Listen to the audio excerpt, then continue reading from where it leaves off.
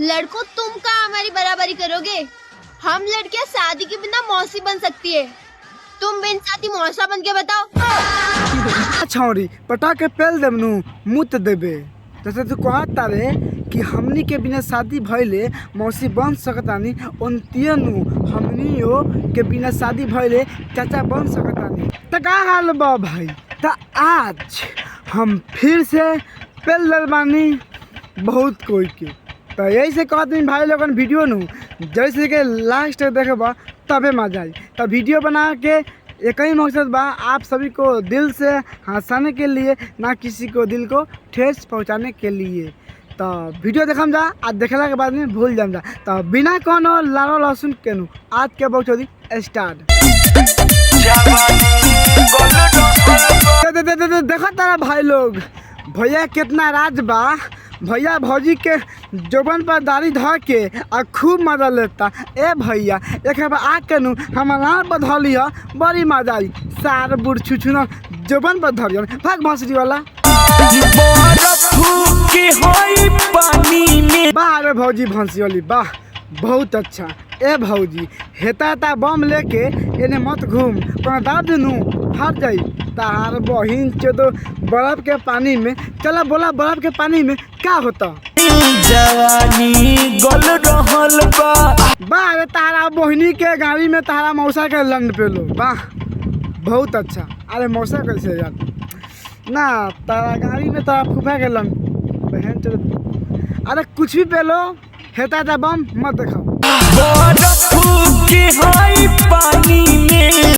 ए भाई लोग तोहनी बताओ ये वीडियो देखला के बाद में चाहे गाना सुनला के बाद में तोहनी के मन में कैसन विचार होता ना हमरा के बताओ लोगन वो कमेंट में। तब भौजी के अगला बार इतना पेलम कि भौजी नु नारे पहक दी।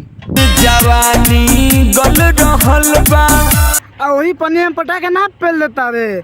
तहारा बहनी के झाड़ छील बर्फ के पानी में जवानी गल रहल बा। तहार बहन चोदो सबसे दबवा के हेता कह लेल बारू और तहार जवानी गलता। सोच कह ना बर्फ के पानी नहीं खे वो पानी बा नहाए वाला और वही में हम खूब मिसवात तनी आ वीडियो बनावत तनी ई तनी कहबू नु तो अच्छा लगी। लन बकचोदी मत कर कूद के पेल देम कूद के हक देबू।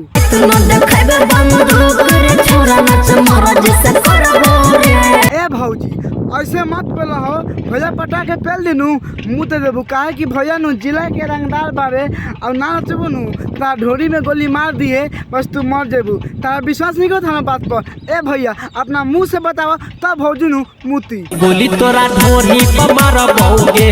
हाँ हम तो कह दिन भैया पटा के पेल द भौजी मुँह दो काहे कि भौजी नु हमरा बात पर विश्वास ना कर लगा। हम कहनी है भौजी ना नचबे नु तो भैया तारा ढोनी में गोली मार दिए बस मर जेबू। अब तारा विश्वास भल नु भैया ये कहता भौजी कि नाचे में करबे कंजूसी तो गोली तोरा ढोरी पर मरबो गे। हम तो कहल चाहत नहीं भौजी तू नाच सही से पटक के पेल देता तो मर जेबे। मधुबनी जिला के रंगदार। अच्छा तू मधुबनी जिला के रंगदार बारा तो पैंट खोलब ना तू बोला सार बुढ़ छुछुनर मधुबनी जिला के रंगदार। अब इन साल गाँव धोए के मतलब लूट ना आ तू जिला के रंग बहन चोद भाग भौसरी वाला गोली तोरा ढोरी पर मारबोगे। झांट बना मरब सार बुढ़ छुछुनर तारा ढोरी पर गोली मरबो गे। ए भैया जी हम तो कहते तारा के प्यार से अगर भौजी के ढोरी में गोली मरब तो भौजी तो लाड़ पर मर जाई लेकिन बाद में तू जेल में जाइब आ चक्की पीसब। ओहि तारा के हम एगो अच्छा सलाह देता नी तू भौजी के अपना बड़के बहू घाड़ी में ले जा आ पटक के झाड़ छील दिया चाहे मजा लिया चाहे कुछो करिए तूहो खुश भौजियो खुश लेकिन भौजी के गोली ढोरी में मत मरिए ना तो पटा पेल दी। तो बस भाई लोगन आज के वीडियो यही पर रखा।